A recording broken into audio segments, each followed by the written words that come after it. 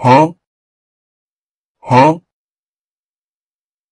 Huh?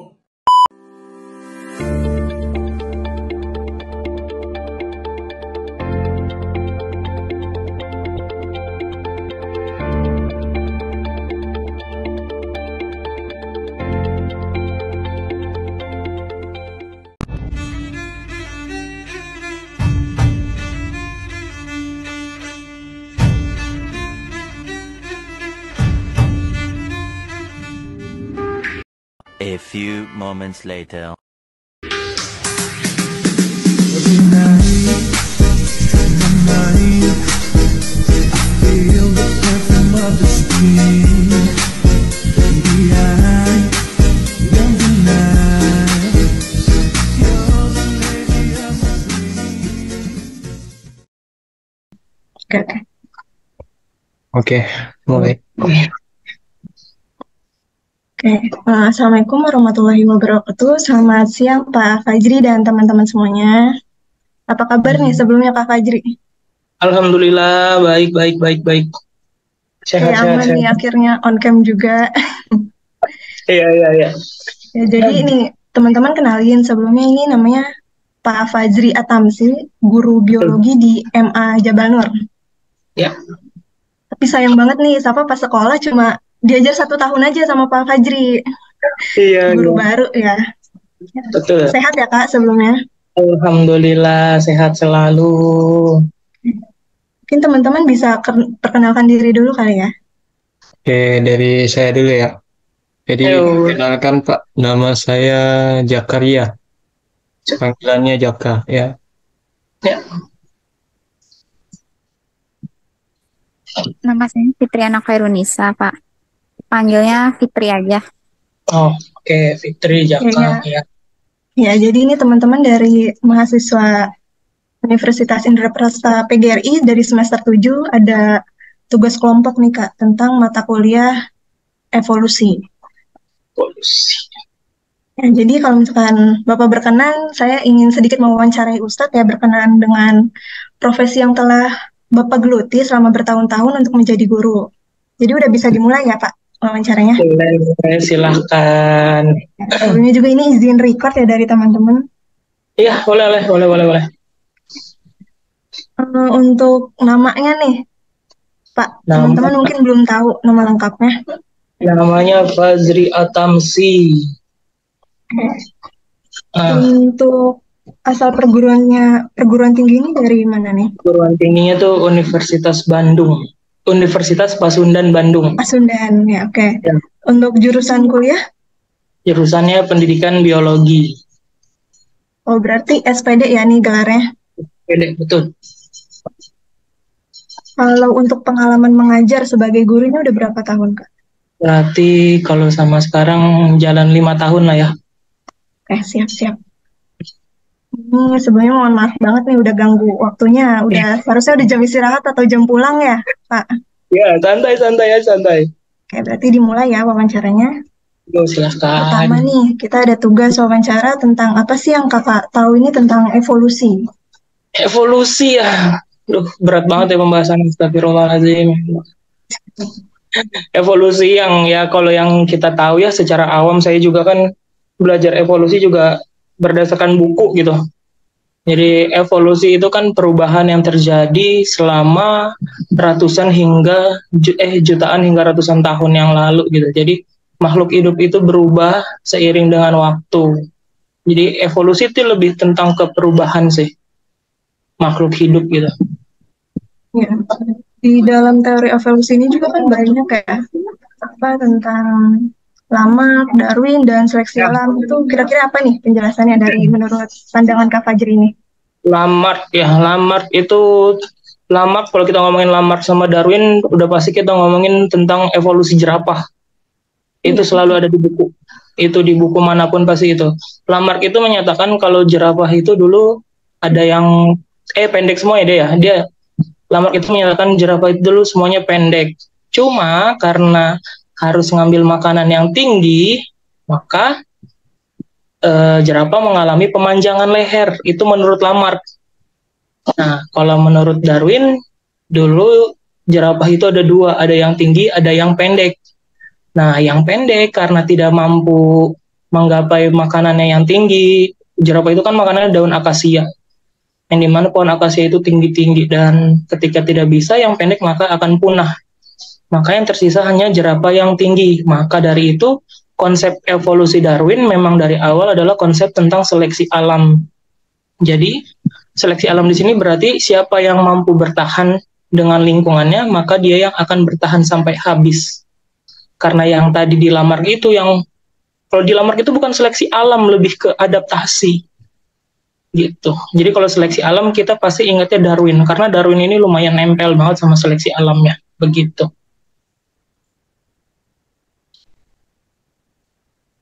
Kalau misalkan kita belajar tentang evolusi nih, kira-kira apa sih keuntungannya kita mempelajari evolusi ini?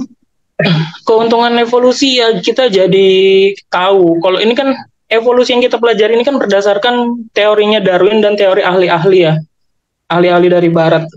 Jadi yang kita tahu itu ya sebatas ilmu kemampuan manusia, kita jadi tahu, oh manusia tuh dulunya nggak langsung begini loh, makhluk hidup tuh dulu nggak semuanya langsung begini, tapi mereka itu mengalami perubahan berdasarkan lingkungannya gitu. Jadi manusia yang dulu atau hewan-hewan makhluk hidup yang dulu dengan yang sekarang itu berbeda karena mereka mengalami perubahan. Nah itu tadi kita dipelajari di evolusi, termasuk seleksi alam tadi gitu. Jadi ada beberapa hewan yang punah karena mereka tidak mampu bertahan dengan perubahan alamnya, akhirnya terseleksi dan punah begitu. Tapi kalau misalkan tentang manusia purba, gimana nih? Nah, kalau manusia purba ya, manusia purba itu kalau kita tarik jauh banget, kalau nggak salah yang saya baca itu, manusia purba itu kan termasuknya manusia prasejarah, berarti yang belum mengenal tulisan dan segala macam.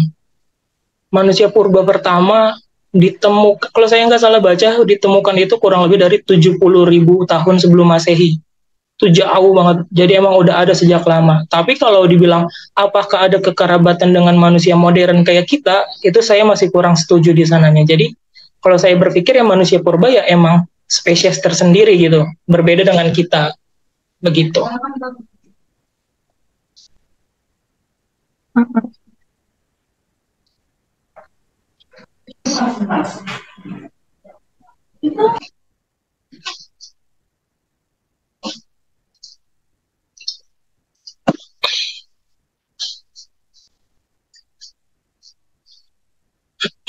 Nggak ada suaranya.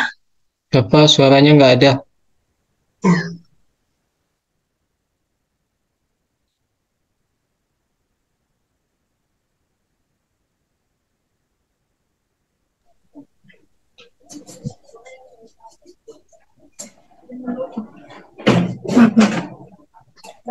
Oke, berarti selanjutnya nih kalau misalkan agak nyerempet-nyerempet tentang manusia purba, berarti kan ada dong pertanyaan nenek moyang manusia menurut teori evolusi itu bagaimana sih?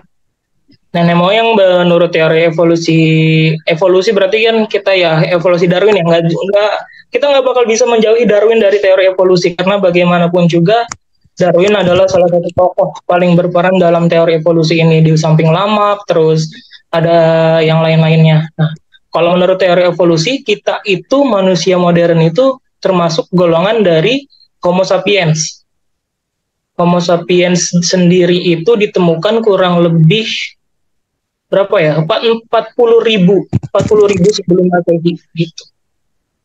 Jadi kalau menurut teori evolusi, manusia itu emang udah ada dari dulunya. Bahkan sebelum Nabi Adam, kalau kita ngomongin secara teori evolusinya. Itu. Terus dari Pak Fajri sendiri percaya nggak sih tentang teori evolusi ini? Kalau dibilang percaya, mungkin ada sebagian hal yang harus kita percayai, namun nggak bisa kita telan mentah-mentah, karena bagaimanapun juga teori evolusi itu buatan atau hasil pemikiran dari manusia. Salah satu yang tadi kita ambil adalah manusia pertama. Menurut teori evolusi, manusia pertama itu adalah Homo sapiens, asalnya dari 40.000 sebelum Masehi. Sementara kalau saya yang percaya, Nabi Adam adalah manusia pertama. Nabi Adam itu lahir atau diturunkan ke bumi itu 4.000 sebelum Masehi. Jadi bedanya itu 36.000 tahun. Jadi kalau dibilang percaya mungkin ada sebagian yang harus kita percaya, kayak tadi tentang seleksi alam dan adaptasi itu kita harus percaya, tapi kalau kayak pembentukan yang lain-lain mungkin harus ada yang masih kita pikirkan lagi. Itu. Ya, selagi hal positifnya masih bisa kita ambil ya Ustadz. Benar. Iya, berarti nih, terus selanjutnya juga ada adaptasi dan mutasi, di mana kan ini kan mempengaruhi proses evolusi. Jadi menurut Benar. Kak Fajri ini adaptasi dan mutasi ini apa sih? Kalau adaptasi itu kan yang kalau kita pelajari pasti pernah kita belajar adaptasi itu dibagi 3 ya. Ada fisiologi, terus morfologi sama tingkah laku. Nah, genetika itu merupakan perubahan yang ada pada materi genetik. Mutasi itu? Mutasi itu perubahan ada pada materi genetik.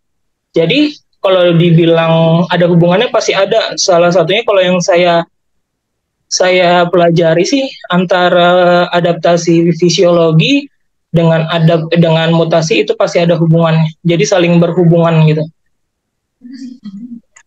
Baik. Dari teman-teman sebelumnya masih ini nggak ada yang mau berpendapat dulu nggak nih sebelum ke pertanyaan selanjutnya? Mungkin punya pendapat sendiri. Saya punya teori nih. Silahkan. Iya tuh. Mungkin kita lanjutin dulu aja. Kita lanjutin dulu. Oke, lanjutin dulu ya. Ya, oke. Iya. Ada pertanyaan cukup personal ya tentang agama. Agama Kira-kira udah agama pasti. yang Islam. Itu udah pasti Islam ya. Berarti kalau dari segi agama ini, dari segi agama ya Kak Fajri anut, itu dukung nggak sih tentang adanya teori evolusi ini? Kalau dibilang mendukung, kalau kita ngomongin pasti ini kontradiksi. Karena dari zaman kapanpun, dari zaman dulu aja ini udah jadi kontradiksi antara evolusi dengan agama. Ketika kita salah menyampaikan itu bakal jadi bahaya. Kayak manusia pertama tadi kita percaya itu Adam. Tapi di teori evolusi enggak. Mereka percaya kalau manusia pertama itu bukan Adam, tapi udah ada dari dulu. Nah, dan juga kalau dibilang evolusi dengan agama itu pasti ada yang berbenturan, dan kalaupun dipaksakan menyatu ya tidak akan bisa, tapi tergantung bagaimana kita mempercayai yang mana. Karena kita muslim, kita harus percaya dengan Al-Quran dan hadisnya. Nah, manusia pertama adalah Adam. Kenapa? Karena teori evolusi adalah teori manusia. Sementara pemikiran manusia itu sangat terbatas. Ya, jadi kalau untuk sampai sini, emang kita mau nggak mau dan emang harus mau percaya kalau manusia pertama adalah Adam. Sementara di teori evolusi dia tidak meyakini itu. Makanya orang-orang yang pro teori evolusi Darwin, kebanyakan mereka itu ateis. Dari yang saya baca, kebanyakan orang yang percaya evolusi Darwin atau pro ke evolusi Darwin itu lebih banyak ateisnya. Karena bagi mereka agama itu justru jadi penghalang dalam ilmu pengetahuan. Jadi mereka lebih memilih untuk jadi ateis gitu. Oke, berarti kalau misalkan dari kitab suci yang Kak Fajri anut itu Al-Quran udah fix nih ya, manusia pertama ini adalah Adam. Iya. Dan udah dijelaskan juga ya berarti teori evolusi ini bertentangan dengan adanya agama juga ya. Lumayan bertentangan. Bukan bertentangan, bahasanya bertentangan sih. Ya saling ada perbedaan pendapat lah di sana. Oke. Kak Fajri alhamdulillah ya masih ngajar di MA juga nih. Masih MTS juga masih. Oke, berarti kan di buku kelas 3 ya kalau nggak salah. Bab tentang evolusi ini masih ada? Masih ada di bab terakhir, bab penutup kayaknya. Iya, betul. Berarti gimana sih pendapat Kak Fajri, masih layak nggak sih ini tentang teori evolusi ini diajarkan di sekolah? Dibilang layak, tetap layak, karena apa yang tadi itu loh, kita harus tetap memberitahu anak kalau manusia atau makhluk hidup dulunya itu selalu mengalami perubahan. Nah, tapi kita harus barengi tadi dengan ilmu agamanya. Jangan sampai kita ketika mengajar evolusi dan kita meyakini ke anak-anak kalau yang benar adalah teori evolusi Darwin, takutnya anak-anak jadi ragu dengan agamanya sendiri. Wah, berarti manusia pertama bukan Adam dong, gitu. Jadi, itu tetap layak. Jadi, ada beberapa hal yang harus kita tetap bentengi mereka dan kasih pengertian kalau tidak semua hal yang ada di buku itu harus dipercaya. Tapi cukup kita ketahui saja, kayak tentang manusia, pembentukan manusia, segala macam. Nah, itu kita mungkin hanya cukup bisa tahu aja, jangan sampai mempercayai, oh iya, bukan Adam nih manusia pertama. Nah, takutnya akan apalagi kan anak sekolah ya masih gampang terombang-ambing keimanannya. Kayak saya juga kadang suka terombang-ambing. Tapi ya gimana kita menyampaikannya supaya mereka tidak ambigu gitu, tidak kemana-mana. Oke, baik nih dari yang udah dijelasin nih dari tadi teori evolusi. Terus ada juga nih mau yang ditanyain tentang Zionisme, Freemason, Illuminati, sama Dajjal atau mata satu. Itu bagaimana nih? Zionisme sendiri yang kalau kita di Islam itu ada Muhammadiyah, ada NU. Di Yahudi juga ada kayak gitu. Nah, di Yahudi salah satunya adalah Zionisme. Zionisme itu adalah mereka itu kayak pengen membentuk suatu negara berdasarkan keyakinan Yahudinya mereka. Jadi yang kayak kita tahu sekarang, ya Zionis Israel itu ya orang Yahudi. Mereka kalau sudah obsesi dengan sesuatu hal, maka mereka akan mengambil hal itu. Yang seperti kita tahu sekarang yang lagi rame ya, mereka udah membombardir Gaza segala macam karena mereka udah terobsesi. Gitu. Zionis itu adalah aliran dari orang Yahudi, tapi tidak semua Yahudi adalah Zionis.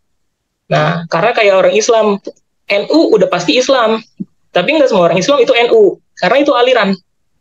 Itu. Kalau untuk Freemason sama Illuminati, ini dibilang adik kakak bukan, tapi mulai ke sini-sini ada hubungannya. Jadi kalau Illuminati sama Freemason itu sama-sama tujuannya untuk membentuk tatanan kehidupan yang baru. Mereka itu pengen memisahkan semua kehidupan itu dari ikatan agama, gitu. Jadi mereka pengen, yang ini mah udah cukup di sini aja, jangan disangkut pautin ke agama, gitu. Kalau perbedaannya mungkin kalau Freemason itu di mana ya? Freemason kalau nggak salah itu dibentuknya di Inggris, di Britania. Iya benar. Freemason itu lebih tua dibandingkan Illuminati. Illuminati itu baru dibuat di Jerman, dan Illuminati juga sempat dibubarkan kalau nggak salah sama Hitler karena tidak sependapat. Kalau sampai sekarang apakah ditanya masih ada nggak? Masih ada, jelas banyak orang-orang yang tergabung dalam Illuminati dan Freemason tadi. Tapi kalau ditanya apa sih emang tujuan mereka tuh sebenarnya? Yang kita tahu ya tujuan mereka adalah membuat tatanan hidup yang baru. Tapi kalau untuk tujuan utama kita nggak tahu itu. Dan jangan tahu ya, Freemason sama Illuminati itu isinya orang-orang pintar semua dan berpengaruh ke dalam dunia yang sekarang. Kalau untuk Dajjal ya, Dajjal kita kalau ngomongin Dajjal berarti ngomongin akhir zaman itu. Udah akhir udah penutupan lah itulah. Sekarang Dajjal belum turun aja, fitnah udah di mana-mana, apalagi nanti Dajjalnya turun begitu. Kalau Dajjal mah saya nggak terlalu banyak tahu ya, karena bukan guru agama juga. Yang saya tahu cuma itu aja. Ada pertanyaan terakhir nih. Gimana cara Kak Fajri ini menjelaskan teori evolusi khususnya untuk peserta didik ya? Khususnya tentang evolusi pada manusia ke peserta didik. Gimana nih? Nah, itu yang tadi. Jadi sambil kita menerangkan tentang evolusi, sambil kita kuatkan juga ke mereka tentang agamanya. Kayak misalnya kayaknya hampir di semua agama yang saya tahu, mulai dari Kristen, Islam, dan yang lain-lain, mereka percaya bahwa makhluk hidup manusia pertama itu adalah Nabi Adam gitu. Jadi kita harus tetap batasi antara agama dengan teori evolusi tadi. Karena ya jangan sampai kita 100% percaya sama evolusi tadi gitu. Ya gimana pun juga teori, namanya juga teori ya. Teori mah buatan manusia, belum pasti gitu. Tapi kita wajib ngasih tahu ke anak kayak, oh iya loh, ini cuma untuk kayak sekedar kalian supaya tahu kalau manusia atau yang lain-lain itu pasti mengalami perubahan. Dan kalaupun memang ada perbedaan pendapat itu pasti. Karena yang pertama teori evolusi tadi buatan manusia, sementara akal manusia ini masih terbatas dibandingkan pengetahuan Allah Subhanahu wa taala tadi. Gitu. Mungkin ada beberapa pertanyaan ya tadi emang sempat tidak dibahas. Iya. Mungkin teman-teman bisa nggak nih menjelaskan atau ngasih pendapat juga nih? Boleh. Tentang nih. Kita tuh ngejelasin suatu ilmu atau teori, tapi bertentangan nih dengan agama. Kira-kira boleh nggak sih? Ini dari Pak Fajri atau teman-teman juga boleh berpendapat nih. Kalau menurut saya mungkin kalau misalkan belajar aja gitu ya, boleh. Jadi kayak diambil sisi positifnya aja. Karena kan kayak kompromi hidup itu kan penting ya. Jadi kalau misalkan kita mau masuk ke lingkungan itu, tapi misalkan lingkungan itu tuh kotor gitu. Tapi kalau misalkan diri kita positif, berarti kan nggak bakal berpengaruh dengan lingkungan itu. Jadi mempelajari sisi positif itu dari setiap hal itu penting ya, karena kan kalau kita mau fanatik tentang agama juga repot ya kalau untuk di zaman sekarang gitu. Tapi balik lagi ke pondasi agama masing-masing gitu. Oke, mungkin itu sih. Teman-teman mungkin ada yang mau ngasih saran atau kesimpulan yang lain nih? Ya, mungkin ada yang nggak pendapat dengan jawaban saya gitu. Silahkan. Karena kan pentingnya belajar ini belajar dalam segala hal ya, karena kan dilihat dari sisi positifnya. Kita nggak usah ngambil negatifnya gitu. Jadi kan keuntungannya juga untuk meningkatkan pengetahuan agar bisa berpikir kritis gitu. Sepakat. Gimana? Ada yang mau ditambahin lagi nggak nih teman-teman? Kalau kita kan di mata kuliah ini kan diajarkan juga tentang teori kreasionisme ya. Atau kita bilangnya itu penciptaan. Jadi teori ini bertentangan dengan teori evolusi gitu kan. Nah, jadi kita tuh kayak dikasih tahu bahwa teori evolusi untuk sekarang ini udah kayak nggak bisa dipertahankan gitu, karena sudah banyak, ya karena sudah banyak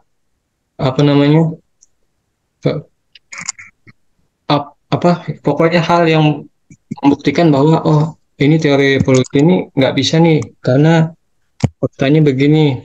Jadi misalkan seperti teori penciptaan yang kalau di kreasionisme kan dibilang kalau manusia atau semua makhluk hidup itu sudah diciptakan dengan bentuknya yang semula. Ya, benar. Nah, sedangkan pada teori evolusi ini dibilang bahwa awal mula makhluk hidup itu dari makhluk bersel satu gitu. Bersel prokaryotik. Nah, terus ada percobaan yang ingin membuat makhluk dari gas segala macam itu kan, saya lupa nama itunya. Mungkin ada yang ingat siapa? Nah, jadi pertanyaan ini atau ingin menanyakan pendapat nih, bagaimana nih dari teori kreasionisme ini terhadap teori evolusi gitu.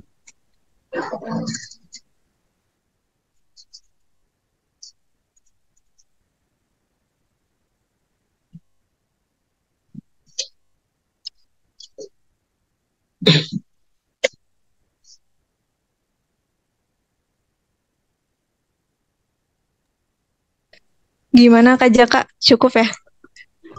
Cukup. Kak Fitriana mungkin ada tambahan atau mau gimana nih? Oke, cukup. Cukup. Oke, berarti kalau kayak gitu, makasih banyak nih ke Kak Fajri udah ngeluangin waktunya sama pembicaraan, sama wawasannya juga. Sama-sama. Bisa berbagi ya ke teman-teman juga. Ya itu juga keterbatasan kemampuan saya ya, karena saya juga belajar dari buku yang saya pelajari ya kurang lebih kayak gitu. Ya berarti udah bisa diakhiri nih di sini. Ya, berarti sudah. Makasih sebelumnya Pak. Pak. Macam tak betul je budak ni. Oke, berarti makasih banget nih ya Kak Fajri atas pembicaraan siang ini yang seru banget. Sama-sama. Kak Fajri. Terima kasih Pak Fajri. Yuk sama-sama semuanya, semangat buat tugas kuliahnya.